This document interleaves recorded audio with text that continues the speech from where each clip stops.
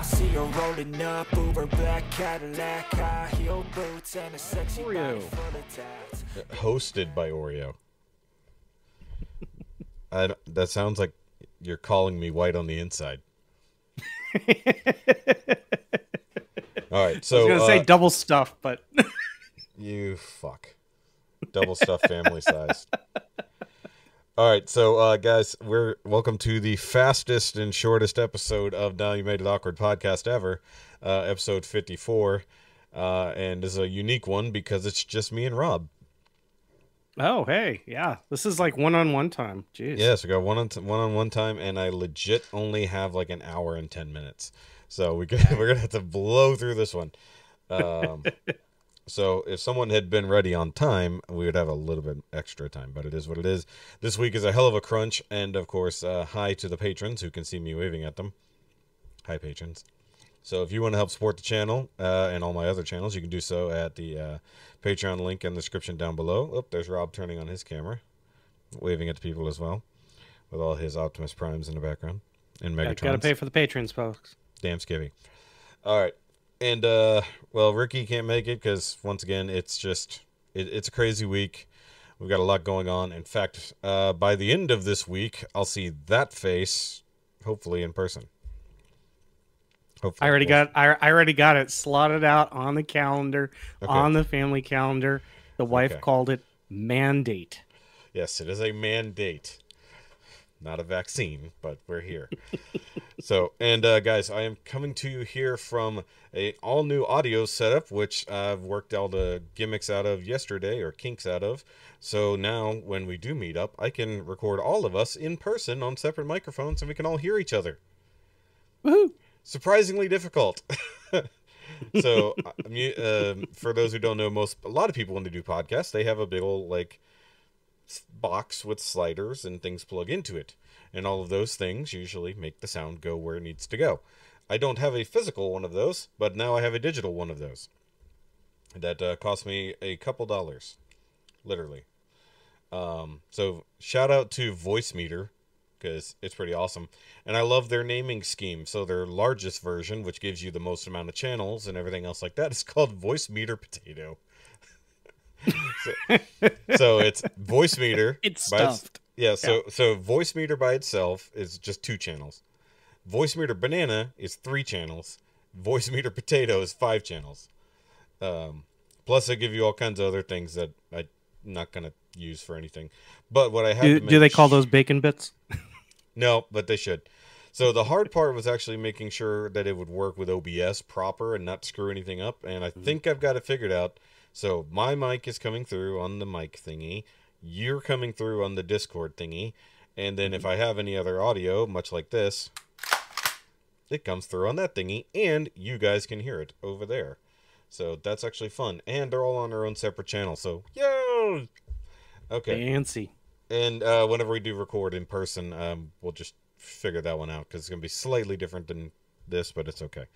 I do have 3 microphones, 3 mic stands, 3 sets of headphones, so it'll be fun. Oh, you're set. Okay. I was going to ask that question. Nope, I'm good to go. I mean, if we need extra, we'll see, because apparently now another person we know that is also on this podcast, sort of, is also going to be in the same area that we'll be in. Okay. And then by the time this drops, it won't really matter if we talk about it, so... either way, I mean, you are like a traveling road show. So I mean, it's like the Beatles, man. We gonna do it from the roof, man. Like, I mean, like Paul had the idea of going up to the roof.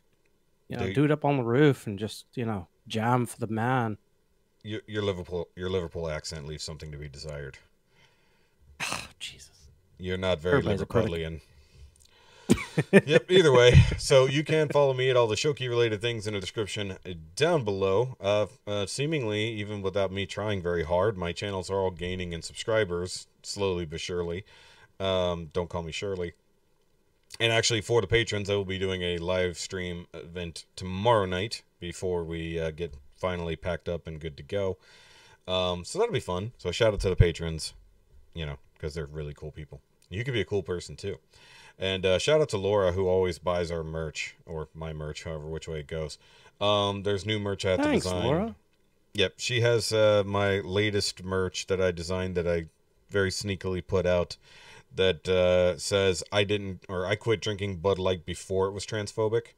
I figured that might piss people off if they misunderstood the shirt, but I figured it's stupid. I know. With all the brouhaha around Bud Light and Dylan Mulvaney, look, it is what it is, but I made the shirt and it's funny. Listen, not to get into it, but there was a funny meme I saw last night that Dylan Mulvaney was hawking KitchenAid, and if that was the case, could they keep an eye out on the prices in case people started selling them off because they need a new mixer? I know. Yeah, it's like, let me know when the price on those 5-quart stand mixers goes down. Right, exactly. Yeah, I almost got one at Christmas, honestly, because they had a couple of them on sale. But they had like the useless 4.5-quart on sale. I was like, put the 5-quart on sale, you jackasses. It was like, just give me that extra half quart and I'll be happy. We got ours several years back on a Black Friday sale, and it was totally worth it because it was the 5. It was a couple years ago when it was a Black Friday, and people were like, I cannot tell you the elbows that were thrown trying to get a mixer into a cart. I thought you were gonna say elbows that were rubbed. You're just like, no. we're lubing elbows. No, it's Black Friday. You go in preparing to fight, right? Target, Bed Bath & Beyond. Breaking out the tables, ladders, and chairs really does have a new meaning when it's also a white sale. True. It can't be a white sale and Black Friday. Sure can. Target. Multiracial sales on post-Thanksgiving. Yeah. So, also, did get some slightly bad news, I guess, so to speak. What was it, yesterday? Ray Stevenson, the actor, up and died. Such a good guy. Yeah. Such a good actor. Young, 58 years old. 58 is way too young. Way too young. And I guess they were filming in Italy, and they had to be rushed to the hospital for reasons. They have yet to announce how he died, why he died, but he is dead, unfortunately. So just a quick recap of his kind of career. I was introduced to him, like I think a lot of people were, when Rome was a show. Before it was history, it was a show. That's a joke. And he was pretty good in that as one of the Roman soldiers. Like, he started out in the fighting pits and worked his way up and stuff like that. Titus Pollux, something like that. Which I actually have not watched the show, but now that I've heard that he was part of it, now I'm like, oh, now I got to go out to Max. No, it's been renamed. Oh, that's right. Shout out to Max. The birth of Max today. Congratulations to Max. It's your first day.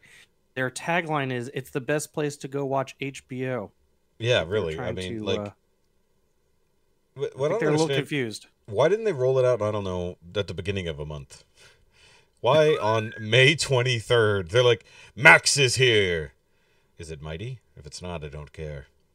Exactly. Where is Mighty Max streaming? I want to watch that show again. I need to figure out where it's at. Ooh, that's a good one. I know there's a couple episodes on YouTube. I don't think, maybe, I haven't checked Tubi, though. Maybe it's Paramount. Feels like, because I watched it on UPN way back in the day. That was a good one. That was a good show. My first, I have watched Ray Stevenson material, like movies, but really the first that I thought he really kind of nailed the role was, unfortunately, Joe Retaliation. So, I mean, he's going to be in the Ahsoka series, and I'm that's gonna be kind of a bittersweet thing. So yeah, sadly, not a recurring character now. No. And the funny thing is, I don't think I ever realized that he was Volstagg in Thor. No, I definitely knew. Yeah, no. I after looking at him, and I'm like, yeah, you throw the beard on. Yeah, absolutely. Like, it totally makes sense. I realized it for sure, but I didn't back in the day. Yeah. Of course, also known for playing one of the Punishers. What was he, the second one, third one? The second one, yeah. Warzone, that's right. Warzone. Mm-hmm. Wait, hold on. Wait, Dolph Lundgren was the first. Mm-hmm. No, he was the third. So it was Dolph Lundgren, Thomas Jane, then him. Ah, gotcha. Yep. I was going to say. Okay, yeah. Yeah, because Dolph Lundgren did the Punisher before it was kind of really the Punisher. Like, his Punisher wasn't really that, wasn't in the same vein. No, it definitely wasn't. So yeah, the Ray Stevenson one, which I've actually, never seen any of the Punisher or Punisher related things. The closest I've come is when he was on Daredevil. I've seen all three. Yeah, I've seen all three. I mean, 2 and 3 are actually quite good. The Dolph one is campy, but it's, you know, it's that was the era. Yeah, was it 1987 or something? It was way back there. It was trying to capitalize in the kind of Terminator action film era. Exactly. Yeah, and of course it was Dolph Lundgren. So, I mean, other than that, I don't know of any other news other than the Little Mermaid is getting some pretty rotten reviews currently. Yeah, can't imagine why. I have not heard any reviews on some of the more other than the Little Mermaid, on some of the more advanced screenings like Rise of the Beasts or I mean, it's been a lot of Fast 10 stuff. Yes, well, that's because it just dropped. So yeah, right. Yeah, I think some of the early Rise of the Beast stuff is the fact that there was a popcorn bucket in the shape of Dom's car, which kind of amused still cheaper than a HasLab charger. Sadly, yes, and cheaper than a Ramen Toys charger. I was like, if I was all of these guys out there, I'd be buying that popcorn bucket and then like just adding some wheels from some dollar store car. No, see, what you do is you got to customize it into an even better popcorn bucket. So you take the trunk and you make a dipper tray so that you can do dips. And then you take the wheels and you turn them into shakers so that you can shake your favorite flavoring on them. Build a better popcorn bucket. That seems like a lot. Like, are you dipping your popcorn? If you really like popcorn, I mean, come on. But nobody dips popcorn. See, that is a lost art. You take the popcorn, you dip it in, you have some nice melted chocolate or some melted candy. You just dip it. You don't dip it in the... popcorn is meant to be topped. You do not dip said popcorn unless it's a popcorn ball. Like, you have to start with... but you don't need the whole all the popcorn, like, coated in whatever. I mean... Well, no, you drizzle... You drizzle, then you shake, and then you drizzle again so that you get layers of your flavoring within it. Fine. I mean, I don't know anybody... I mean, are you going one at a time? Nacho sauce. Are you going, like, one kernel at a time into your dips? I mean, do I need these little tweezers? Do I need these little tweezers? No. Let me get my popcorn. No tweezers. Although I have heard the chopsticks, people that use chopsticks. I've not seen it, but chopsticks with popcorn is definitely a no. I've got my little finger snacky things that would be good for that. Little finger chopsticks that are meant for snacking. Yeah. But I mean, like, that'd be crushing. Like, you'd have to like get like just a lobe of your kernel to just kind of. You really should be on the Patreon, guys, to see what I'm doing. So if you can imagine, hold on, I have things here. So literally, like, damn it, and you try to fish it out of the cheese. It's kind of I forgot who was ranting about getting their dip. Was it Rusty the other day? Was ranting about getting their chip broken off in the dip and then the chip broke off in the sauce and and then you got to go send another chip to retrieve it. Yeah, send the next chip. That's when you bust out a Frito to get your other chip bits out of there. Exactly. Or a Tostitos. That's when you get a spoon. No. You get your scoops, so at least you can still eat it. Like how someone hasn't just flat out made corn chip shaped spoons. Sorry, spoon shaped corn chips. Have my thing backwards. So that you can just, and then you just grab another one and then you've got the stick on the end for activities, I guess. I don't know. This is definitely going to be called popcorn dipping charger. Jesus. I don't know. Is that yes? It is. It is a cheaper cost. But yeah, no. In terms of like new reviews, no, I haven't seen anything other than like Fast X, which most people are like, oh, okay. Yeah. Well, I mean, You know, Little Mermaid, last I saw, was at a 10% critic score and a 1% audience score. ouch. So it's doing great. Good job, Disney. Let's keep up the good work. And just to preface it, go to any McDonald's and go to the Happy Meal sign that they have set up and look at the toys. Is it bad? One of these things is definitely not like the others, and we know what it is, but also the toys just look really knockoff-ish, like really bad, like lowered standards. So do you know where Little Mermaid lost me? And I haven't watched the movie, obviously, and I don't plan on watching the movie. But just watching the latest trailers or teasers, or what I call it, TV spots, it lost me on Scuttle talking with Ariel underwater. I'm like, yeah, that's what birds do. They go underwater for minutes at a time and talk to their underwater friends. Now, totally honestly, plausible. there are birds, and this is a great way to use this clip. To be fair, God damn it. Well, to be fair, Oh, don't say to be fair. Hate. There we go. there are birds that can go underwater for great periods of time, including ducks. Yes, they can dive, but they hold their breath. Yeah. One cannot hold their breath while speaking. Oh, you know, I mean, hold your disbelief. Now, mind you, this isn't a world where... Okay, so hold on. I just thought about this. So either all of these animals truly can speak in this movie, or because they are all animals, they can speak to each other, which means Ariel is more fish than human.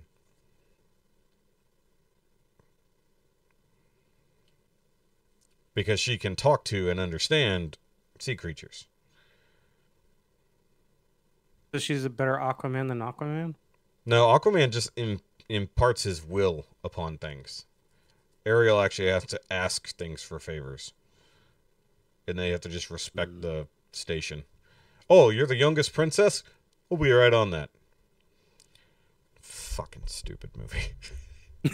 But I never thought about it though. Like, that is weird because like most of the animals in the movie can communicate with each other and with the mermaids, but not with humans, right?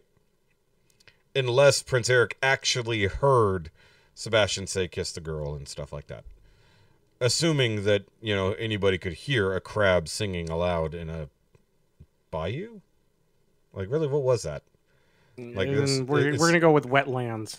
Because that definitely didn't look like anywhere Mediterranean style. That looked fairly well like, you know, southern U.S.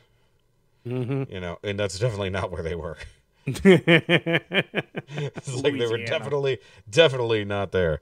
Though it would have been interesting to see Little Mermaid cross over into The Prince and the Frog. Just that would have been. I'm sure. Crossover. I'm sure there's somewhere there's probably a little snippet. Yeah, I'm sure. Listen, all I know is in terms of anthropomorphic animals speaking, if lionesses ever actually develop the ability to sound like Beyoncé, they will be the apex predator of the entire world, because then pretty much all the guys will just be like, hi, and they'll be like, lunch.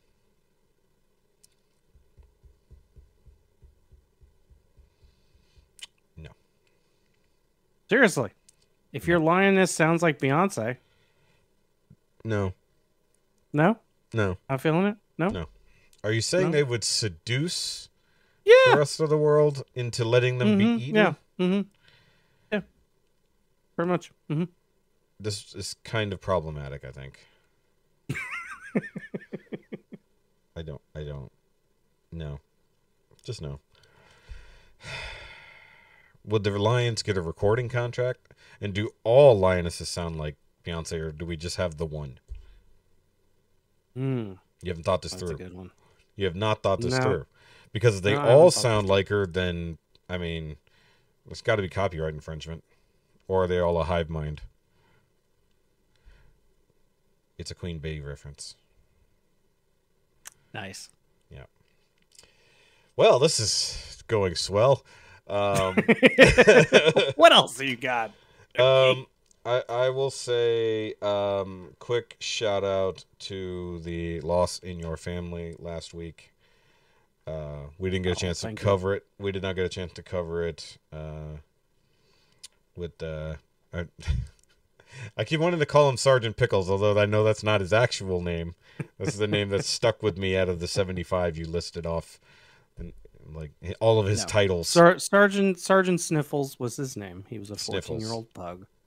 He had lived a very good life and was very beloved by our family. So a lot of sadness at times, and sometimes it's like everything else, loss circles back on for a while. So we're still going through the cycles. But no, what killed me, other than because he wasn't doing well, so we had to take him to the vet, and he was euthanized. But what got me was after the wife's boss sent a book to us for the kids called Dog Heaven. I saw a movie about that once. So, yeah. No, not all dogs go to heaven. This was just called Dog Heaven, and it went through an entire story of what happens to dogs after they go to heaven. And it's a real, obviously, there's certain books that are, they're designed to be kids books, but they're going to still be tearjerkers. This wasn't just the tearjerker. This was the ripping your heart out tearjerker. Oh, was it good? Good. Give that one in. Hey, sorry your dog died. Read this. It'll make you feel better. Yeah, well, I mean, it's crying. Very touching. And, yeah. It's very touching, and the sentiment is there, and it's appreciated. But yeah, it is a real tearjerker. Is Dog Heaven segregated by breed? No, but it is as someone else mentioned, it is right next door to Squirrel Hell. So where squirrels go, they go to Squirrel Hell. So they bark at the windows of Squirrel Hell. Mm-hmm. Yeah, pretty much. Mm-hmm. Mm. Mm-hmm. Yeah. It seems but like not segregated by breed. Apparently, it's a place where all the biscuits are free, and they're made in different shapes, like pizza and hot dogs and squirrels and kibble and cheddar biscuits. So it's a very involved. Now you're making me hungry. Not grapes, though. Not grapes. Do not feed your dog grapes. Not grapes. People. They are poisonous. But no, dogs. very cute, very sweet. Not, and again, like I said, it comes in waves. I found myself missing the. He's a pug, so they're quite snorty. Yep. Snoring. So yeah, I missed the snoring. So yeah, there is that. Yeah. Thank you. I appreciate that. Yeah, we didn't get a chance to mention it last week because it was still it was like in process when we recorded last week, so we didn't get a chance to talk about it. So figured, you're here, might as well, dig out your emotions now. Right. Thanks. Yeah. You're welcome. Cry. Cry and then go. I'm not doing the ugly cry. It will not come through. Do an ugly cry and go back to work, Rob. Okay. It's okay. We've been there before. Yeah, it was even gone back to. It's been a long. There you go. Well, there's there's the ugly part, and I don't know about the cry part. Fucking pugs. Fucking pugs. So, yeah, I mean, well, let's just go into sob stories then, while we've only got a bit today. So, the last animal we had to put down, sadly, was the wife's dog, Phoebe. She was a Boston Terrier. I think she was 7 years old, maybe 6. She wasn't very old at all. She's just a ball of energy, and actually the main reason that Jessica and I got together, actually. So, we met on Plenty of Fish, the website before it was an app. And what really got me was scrolling through her pictures, and she had a picture of Phoebe. And so I messaged her, whatever, blah, blah, blah, and cute dog. And that's how our first conversation got started. Was over Phoebe. And a few years ago, looking back on it now, it's actually been longer than I thought. I thought it was 5 years. It was longer. And she just randomly had a stroke. They think that she probably had a brain tumor like all her life, and it just finally grew to the point that it did some damage. And she had a stroke, paralyzed half her body, and they let her go for roughly a week or so before they made the decision, because they wanted to make sure that it wasn't just pressure on the brain, and that it wouldn't alleviate itself. And it didn't get any better. She wasn't passing anything. She couldn't go to the bathroom or anything else like that. And, you know, she was a squirrel chaser, and she couldn't even run because, you know, literally half her body didn't work. So we did have to, sadly, go put her down. It's the first time I've ever been present for that ceremony, as it were. This was the second time, but this was my wife and my daughter's first, and I think it was really, it was very traumatic for them. This was my second that I've had to have put down, and you know, you're like there, like in the room. Yeah. I mean, and I guess like because I knew that the process was like, it wasn't as hard for me, but it was still, I mean, obviously it's still hard. So yeah, it's just, you know, trying to you know, we had multiple things to contemplate about quality of life and whether or not he just was not, it wasn't going well. Yeah, but I mean, it's not the, you know, I mean, it for me, it's like, a mercy. Yeah, like it's, you know, it's like you question for a while, was it the right thing to do? Yeah, and then you're like, yeah, it kind of, you know, for me, I'm like, yeah, it kind of was, but it's hard. It's hard to try to quantify that for pets when they can't talk, really, when they can't speak. So yeah, it makes it difficult. Yeah, and you know, I was thinking about it, like, there's got to be people who like can't stand to like be there, so they'll like hand their pet off to the vet, like, so that like sadly when your pet goes, no one they know is with them. Right. You know, that's kind of sad to think about, but like, because, you know, thinking back, I actually forgot I wasn't there. Well, I mean, I was there, but I wasn't there. Weird situation. So my parents' first dachshund, which was Heidi, she also suffered from seizures. Like, I guess it's just a genetic deal, and they were just getting worse and worse. No amount of medication was keeping them down, and eventually they had to go put her down. And the day they decided to do it was the day that I decided to have my car club over, and we were all working on our cars together in the driveway. And like, they made the decision, and like, my mom and dad had her like toweled up, and they took her to the vet, which is right down the road. You know, so I at least got to say goodbye to her and whatnot. But that was the only pet, like proper pet, that we had that we did not bury. And my mom never forgave my dad for that. Like, he couldn't, because it was like his puppy, you know? Yeah. Like, it was a gift from my brother to my dad, because my brother got us into the world of dachshunds, and he just couldn't stand to bring her home, you know? Yeah. So he said, you know, you guys do what you got to do. And so my mom was so mad that, you know, she didn't go in the family pet cemetery, as it were. Right. So yeah, no, we decided with cremation, you can do either have it as part of a public cremation with and then they get their ashes spread in a woodland area. We're actually going to take them back. We actually did a private cremation for pet, and I thought you were saying something else. No, when you said we took them back, these ain't the rat ashes. No, you can't. I mean, you can choose to take the pet with you, apparently, and bury it yourself. But we were like, no. My wife was like, no, I can't handle that.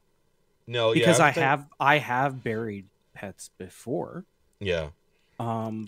Same. And props to I gotta say this just because of the experience. So when I first met my wife, she was working for a company that creates vaults for burials, like, you know, the stone vaults that you place caskets into that, you know, you usually sometimes see on the cemeteries, right?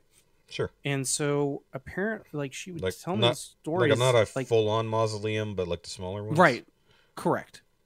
And so apparently they, you know, they have annual, like, undertaker, like, conventions. And Undercon. the giveaways, like, the giveaways from these things are kind of insane. Like, I went looking up on this, and they'll do, like, big giveaways where it's like, oh, get this power shoveler, like an actual, like, John Deere type thing where it has the shovel attachment, so you can you know, use it in your cemetery and dig up your backhoe. But yeah, basically a backhoe. Yeah. Backhoe attachment. Smaller giveaways that were just like, you know, little freebies that they would give in the bags were things like measuring tapes, which, I mean, fairly useful, but it makes me think of the Old West where they're like, oh, we're gonna have a duel, let me measure Back you to the out. Future. I don't need a new suit. I'm not measuring you for your suit. Or your suit, right? Exactly. Yeah. Yep. So I mean, but it takes a lot to dig. It takes a lot to have the strength to dig 6 feet down. Yeah, and you got to compensate. You can't just compensate for the dirt. You got to compensate for roots. Look, you got to compensate for decomposition over time. Look, if learning pets is not easy, and especially the bigger the dog. Yeah, I mean, you don't have to go 6 feet for an animal, but you know. But still, you don't want anything digging it up. That's the big thing. Especially your other pets. You want to go at least 4.5, 5. Yeah. Yeah, you sure as hell don't want your other pets digging it up. So like, yeah. So, interestingly enough, my first dog, Bingo, you know, we had him from when he was a puppy. He was a full-blood long-hair golden retriever, and like had him forever, like almost till my teens, I think, maybe into my teens. And I told you this, but you know, when he got old, like his hips were busted. He had horrible infections in like one ear. He had a cyst that was just getting really bad, and he was so decrepit, really, like you couldn't even get him in the truck to like take him to the vet, even though once again the vet was right down the road.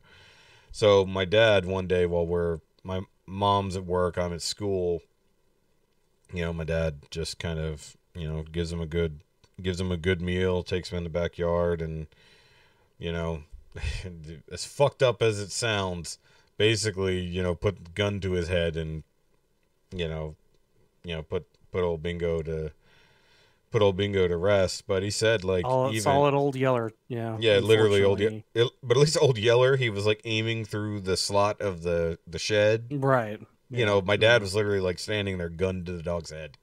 You know, from what I can imagine, is I assume he used this pistol, not his rifle. Especially close range, but you know, it doesn't take much at that point, sadly.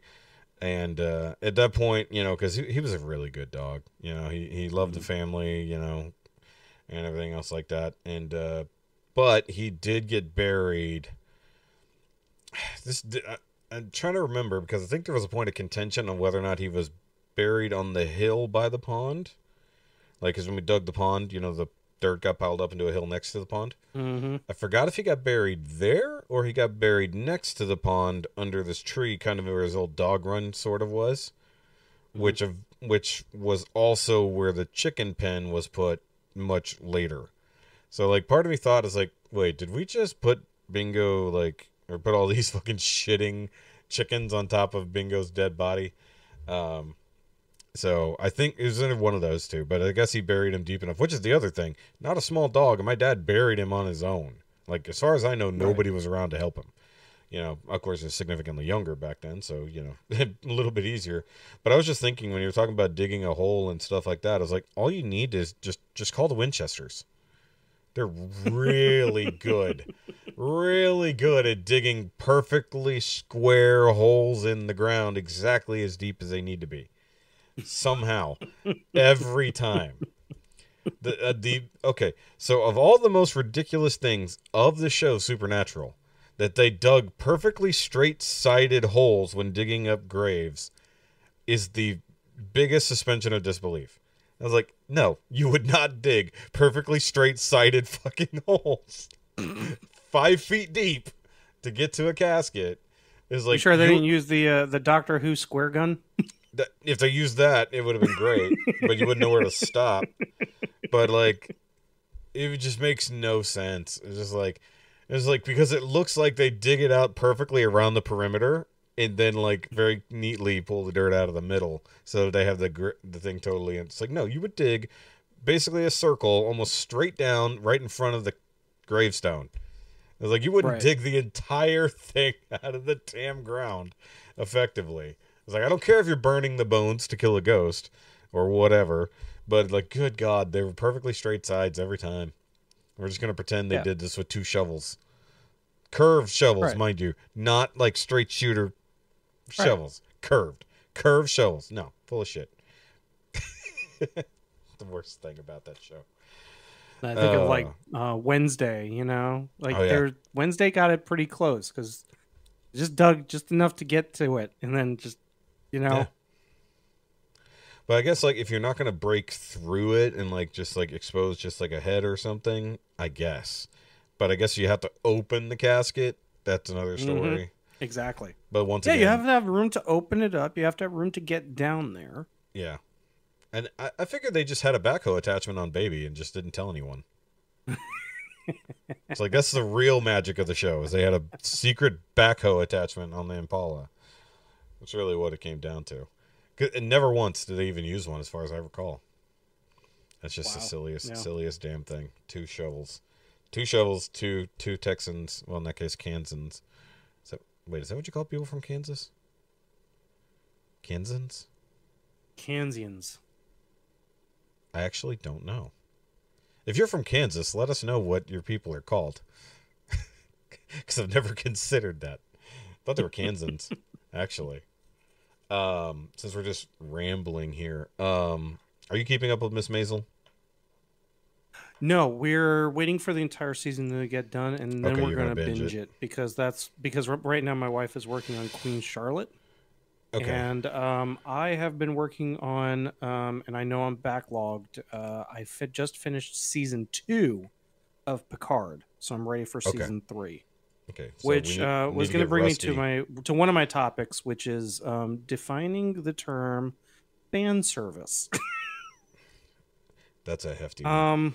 Okay, so real quick, yeah. Because here's both. Shit. We finished episode 2, and then we were like, you know what? Let's wait for the season to finish. Yeah. And it's because of what it's not just because of what you said, but you were right. Like, there's a lot of flash forwards, flashbacks. Oh, okay. Yeah, you're talking about. If it's going to be like this for the season. Yeah. Okay. Well, I'm going back to, but I'm going back to Picard. That's why we wait. No, that's fine. But by the last episode, the one that just came out Friday. Mm-hmm. It did another thing where it was like, okay, so now we're sort of trying to wrap things up. But that one episode that was so much bouncing around, which was 2 episodes ago, felt like that was direct setup for the finale. And then now we're going 2 more episodes deep, not specifically following that. So it was a little confusing, like almost they edited the season weird. But going back to the fan service even without going through the current season, I will say this. Things that I want for the future, I now want a Lenny Bruce series. Yeah, I want a series that just follows him, but then like that's almost a documentary, so it's kind of weird. Almost a documentary. That is correct, but I do want to follow his character because I liked him. Yeah, but like the other thing is, and I've been saying this since I started watching this show, is like, and they've bonded together. I'm like, they need to have an episode where they address his death and its effect on her, but in the series right now, they're still 4 years away from that. I think he died in 65, 66. And the series is kind of stuck in 61. You know, the jumping forward, really far. So at some point they need to address that. And if they don't, I'm actually going to be slightly upset. Because like this season, given the way the last season ended, he very quickly just kind of whoop out, And it would have been interesting if one of her marriages along the way was to Lenny, but clearly not. Yeah, so. That is a I did look up a lot of the backstory. There are some books written on him. Mm-hmm. But no, he really lived that that life. He fell in love with a Vegas showgirl, married her. He definitely, like, his history was built upon two things: his desire to not want to be famous versus the amount of fame and infamy he gained, but also the fact that he just had a real bad problem with addiction for alcohol. And so, but I still think, I think that his story is one of those that's unique enough. And not to say that the Paladinos could do a story about him that would work out well, but I think that it would be, at least, I feel like he as a character, especially in the world of Miss Maisel, which is a fictional, it's a fictionalized world. It would actually work. Like, I feel like it would actually be watchable. You'd have to follow this Lenny Bruce, and I feel like it would just be a weird, like, it might be a weird, it might be weird because it would have to be like the last 4 years of his life, basically. Right. Like, if he never returns in the series as it is, it would have to be that it follows from whenever they departed the last time. Mm-hmm.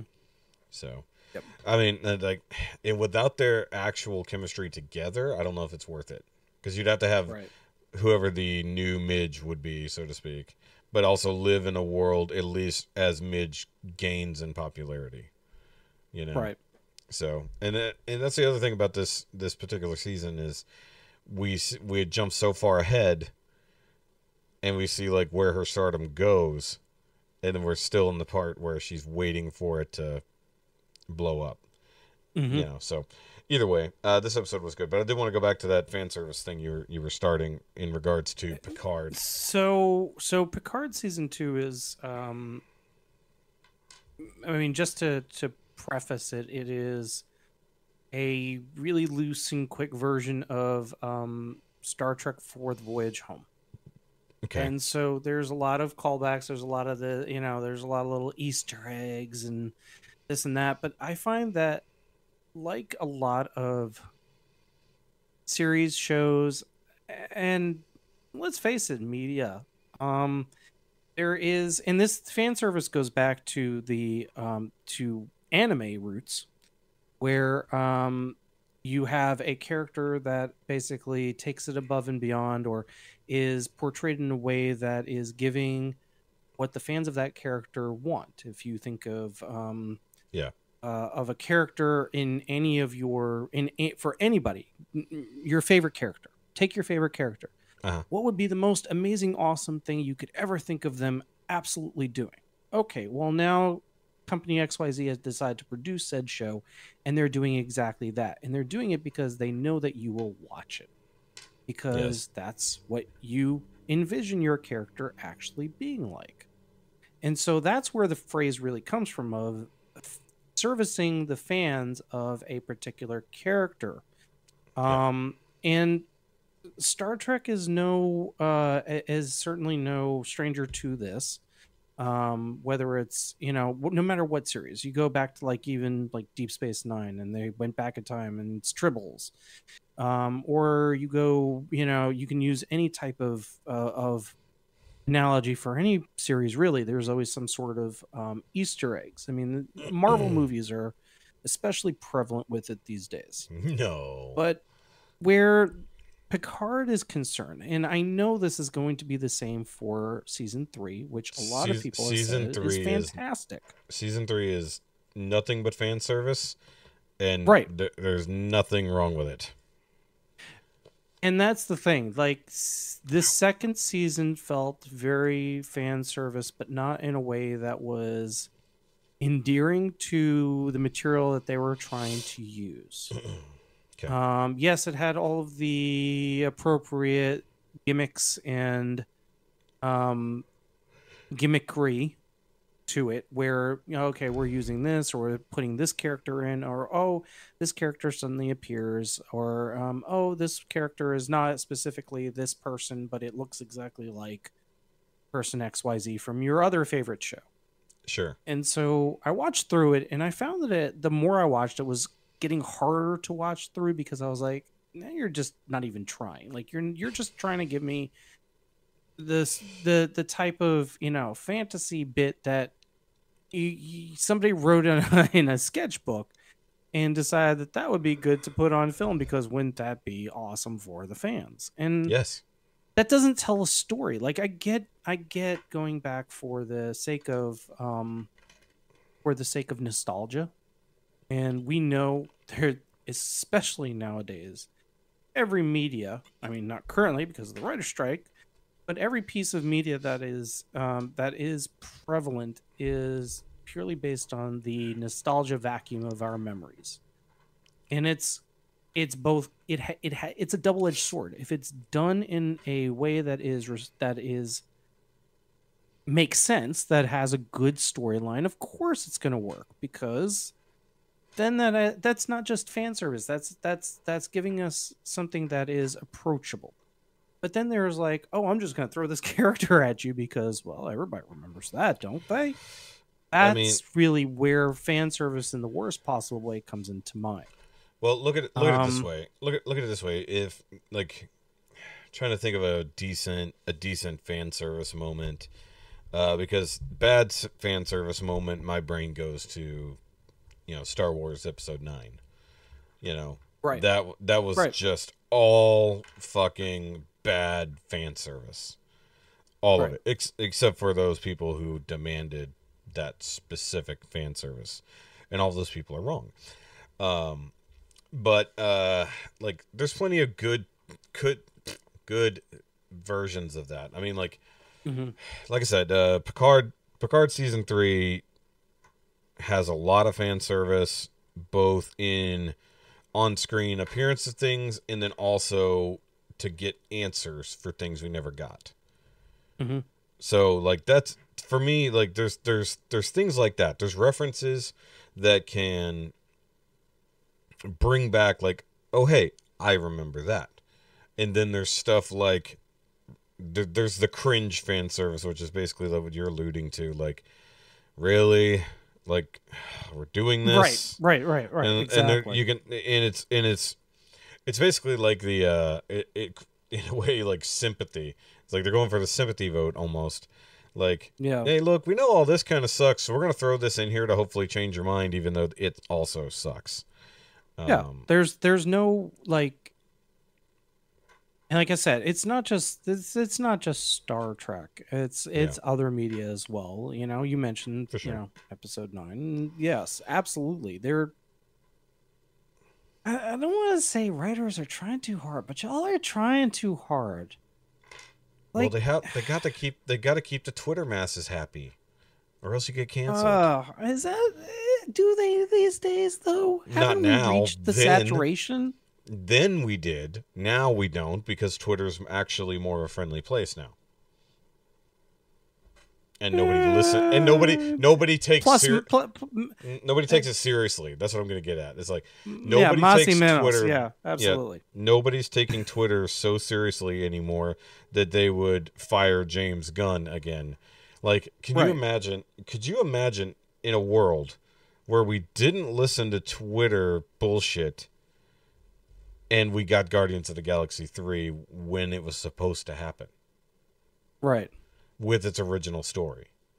Right. I can't, because we didn't get that, unfortunately. But because Twitter rules, we had to fire James Gunn, even though it was one of the dumbest things that Disney's done, and, well, a long line of dumb things. There's a long line of dumb things. What's the line from Jurassic Park 2? This is the worst idea in the long, sad history of bad ideas. Yeah, it's like firing James Gunn and then allowing him to become the head of DC movies instead. It's like, good job, Marvel. Disney, Marvel. Or what was it? I just find this bad decision. Hold on, I'm trying to remember the other line. It's something about this bad decision. I was like, we got to this bad decision because of all the other bad decisions before it. I'm trying to remember how that line goes, but it's okay. I forgot. Continue with whatever you were going to say. No, I just feel like there's we don't. If you're a writer and you're write for the sake of writing something that's going to feel, even if you're using the same characters, write in a way that's going to actually feel cohesive without it feeling like you're just trying to nostalgia bait. And I think that's the biggest thing, is that fan service and nostalgia baiting are really two independent things. But I think sometimes writers write in a way that tries to invoke both, and that's not necessary. It is. Oh, so like the Power Rangers special. That was. Oh yeah, without a doubt. That was without all a doubt. of nostalgia That's a bait. perfect example. That is all nostalgia bait, all fan servicey. Excuse me. I will even go so far as David Tennant as the 14th Doctor. So I don't know what you're talking about. No, he's 11 again. He's 11 again, all right. Or is it? Yeah, because he's 11 technically now. With the adjusted Doctor count, he was 11, right. Not 10, right? So no, plenty of references, plenty. 11, but 11, it's again. Yeah. I don't know. I just 10, find 10 like again would have been funny. 10 again would have been. Yeah, 10 again would have been great. Yeah. David Tennant playing Dr. Tennigan. Oh my God, they need to get him on like SNL or one of those comedy shows where he's called Tennigan. Just as a Doctor Who reference. God, I'm send that to BBC. They'll use it for the next Red Nose Day. Actually, just in general, oh yeah, that'd be a good Red Nose Day special.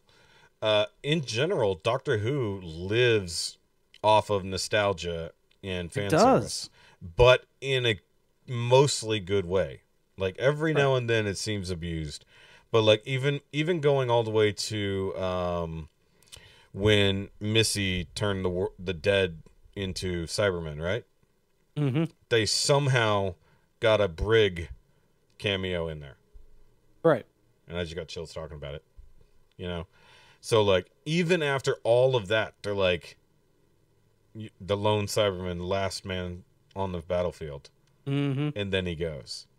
Right. And it's like, yeah, it's like still like, and then what was it again later when he met Briggs' dad?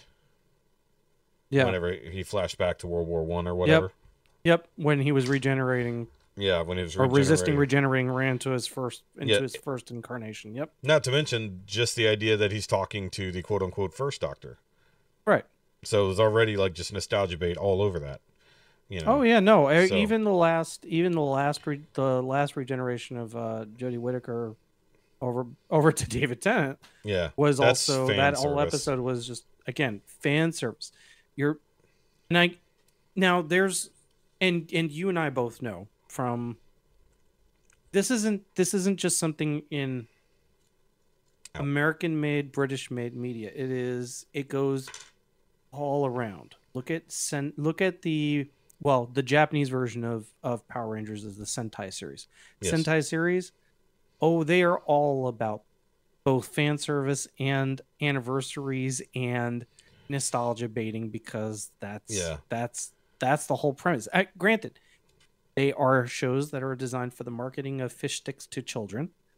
But in the same respect, they are using outfits from 35 years ago or certain scenes in order to say they have these powers, folks, because it's nostalgia. And I think nostalgia and stuff like that is okay as long as it's not abusive in the same way like a 25-year reunion special for Friends or some nonsense where it's just an excuse to gather the actors together in one spot to fake it. You know, or like, I mean, like, okay, say like, because you get in the same vein as reboots or reboot continuation shows, you know, like Fuller House and stuff like that, right? Where it's like, I guess it's not a reboot, it's a continuation, but you know, it's literally same house, same actors, same characters, and almost the same jokes in a lot old. of ways. It's just maybe revamped for the current. Just revamped until it found its own footing. I mean, like by the end of Fuller House, it wasn't the same as when it started. It was weird. I will say it was definitely weird by the end, but it was not the same. But like there's other shows like that, but they needed the nostalgia of Full House fans to make that happen at all.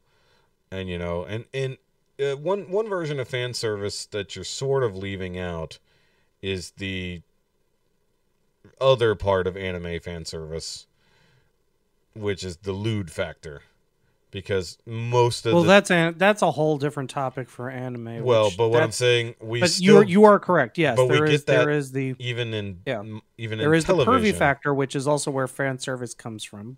Yes, because in anime, yes, because you know, let's just be honest here. At least within Fuller House, they definitely put Jodie Sweetin in low-cut tops often. Mm-hmm. And that was not for all the 40-something moms who grew up watching the show. Right. That was their male attraction factor. Right. And it worked. So there's still that kind of fan service, and we didn't get the other creepo factor, at least in this case, of like the Olsen twins, getting in there and being weird. I still also would have loved a world where Elizabeth Olsen was going to play Michelle on the show. That would have been awesome. And I thought she looks enough like her sisters. What would have really been awesome would just be getting all the Olsen sisters together and they just all portray Wanda Maximoff and just completely blow up the house. That would have been. That's the different type of universe. Yeah, but wouldn't it be great? Yeah. Oh, actually, it's the multiverse of Olsens. God, imagine if they could have tied that together and have been like, yeah, where's Michelle? Oh, she's off filming a Marvel movie. That would have been really not only fuck over the Olsen twins, but like just reference Michelle as now being just her. She's filming some Marvel movie. But yeah, no, that's also fan servicey. We have not gotten fan servicey Scarlet Witch in live action. Not 100%. We did get the 100%. Halloween costume, but not like the comics fan servicey stuff. But but okay, portraying I'm not saying it's a good thing. I'm just saying, where is fan service actually used well, in your opinion? Where that is actually a pretty good example, though. Oh, Halloween. We're version. using costumes. Oh, look, they're they're just like the Marvel. Direct references. Good instances of that. Yeah, so direct references to things like that, but without it being. I think like we have to get past the cringe factor, the cheese factor sometimes, to whether or not fan service is good, but also like sometimes fan service can be like a "I see what you did there" moment. You know, like if it's a subtle fan service thing, or in the case of Picard season 3, as you will see, there is just blatant eye candy fan service, and like they're not even subtle. Like even on in the moment, they're not subtle, and like but it's done really well, but it's not subtle. But there's lots of good fan service in that. I mean, I don't know I actually don't know. Thinking about it, one of the things I did see last 2 weeks. Have you heard about or read a story on the Roddenberry collection or collective that's being worked on by Gene Roddenberry's estate? If you go out to the Gene Roddenberry website, a group actually did a 3-minute video. And it is it literally takes place after Star Trek First Contact, and it is and I'll just basically say it because it's so short, but basically they show the Enterprise D being taken up from Nimbus 4 or Nimbus 5. It's actually being worked on. They're pulling the saucer section out of the dirt. And they're working on getting it back to flight capable so that it can be taken back to Earth. That's cool. But you see a shuttlecraft go overhead and land at the site where Kirk where the platform was. Yeah.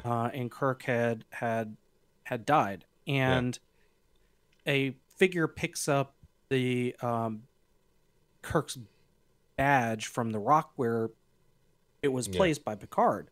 Yeah. And it turns around and it is a CG version of Spock. And it's a really well done version. Like it whoever did the face work on it on Leonard Nimoy for that CG did a fantastic job. It is definitely nostalgia. There's there have been stories written about on this in book form that happened after First Contact. Yeah. So actually that is slight spoilers for season 3 of Picard. Right. So yeah. Okay. So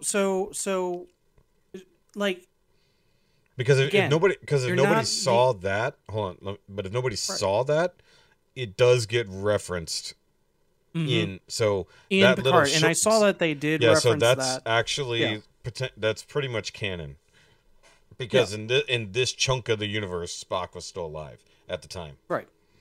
Yep. Really old, but he's still alive. Right. So there's this big push to try to pull that narrative in again.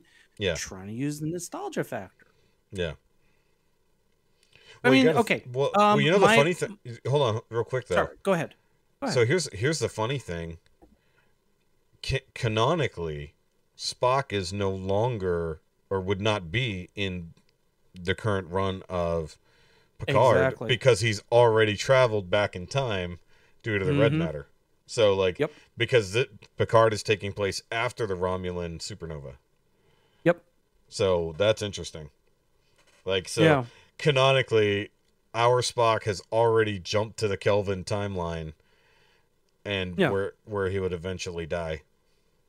See, for me, my best example of I didn't think about it. We don't know that in our timeline. They don't. In our timeline, no. Yeah, remember, there's split timelines now. So you have the Kelvin timeline. You've got it's split even more within Picard. This timeline's already been fucked. It's weird. Yeah. We only have a couple more minutes though.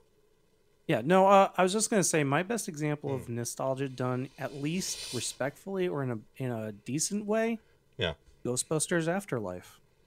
Yes, I mean that, and a lot of people were angry in some ways at the nostalgia for Afterlife, but it's like, nope, totally all makes sense. Right. You know, and I still argue that it removes Ghostbusters 2 from canon, but in the video game. But that's just me. Yeah. I can accept them all.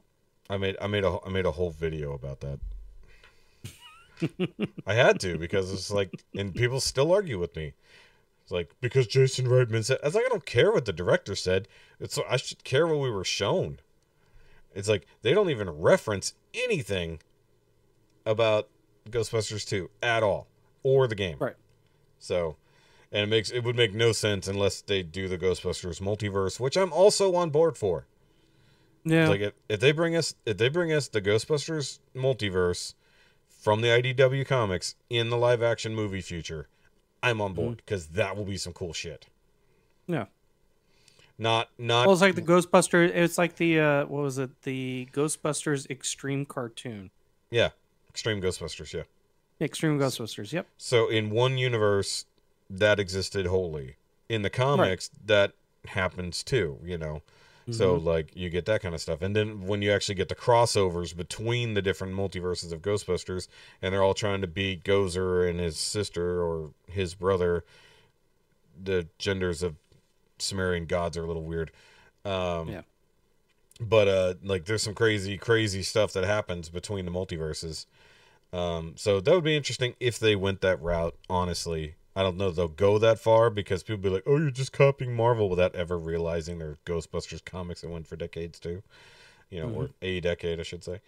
But no, nostalgia done right in that. And like, they actually, with the exception of incidentally removing Ghostbusters 2 from canon, they kept it all kind of in the same thing. And people the only thing that was bad about it for most people was that they made Egon seem like a shitbag. Right. You know? And it's like, well, if you look at his character, he was kind of shitbag. You know? Yeah. It's like he was very much obsessed with his experiments and whatnot. Yeah. He was very much into the work and not so much into the interacting with people. He was always even his own family. Right. You know? Exactly.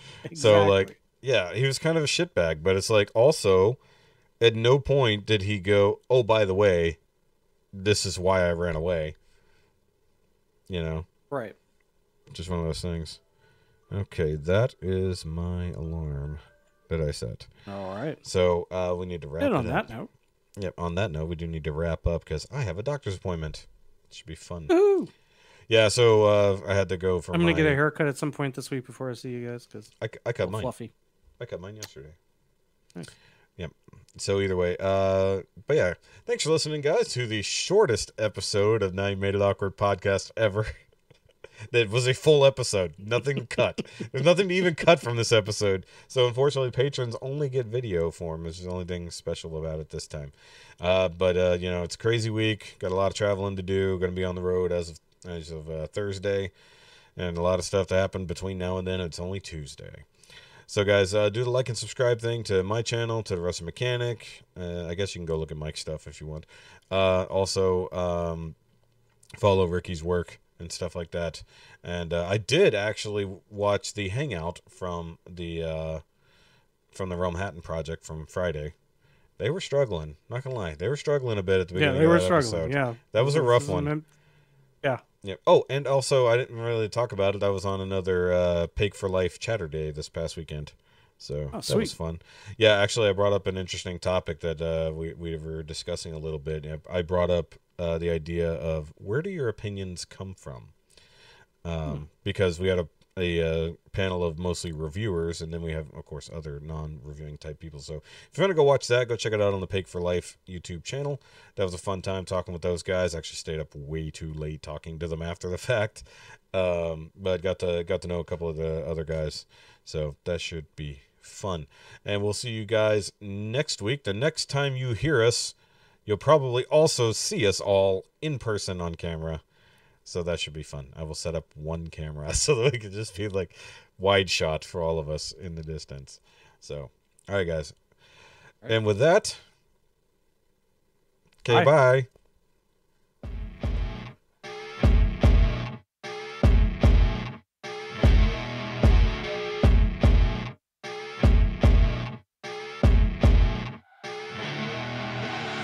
I see her rolling up, Uber black Cadillac, high heel boots and a sexy body full of tats.